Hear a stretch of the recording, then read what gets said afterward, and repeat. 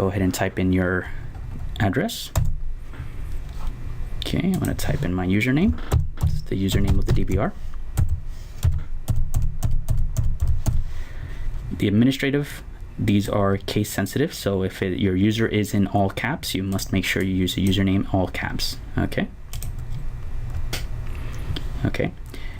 Then what comes up is this icon here. Just go ahead and click on it.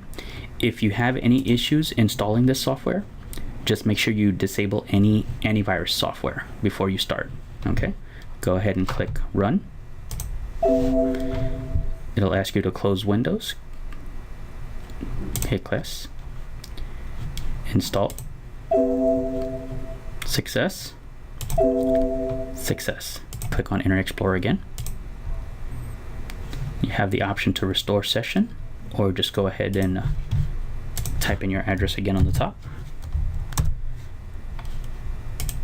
Click in your username and password again.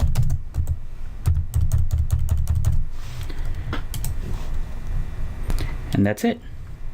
You're now viewing your Atlas through the internet. Thanks for watching.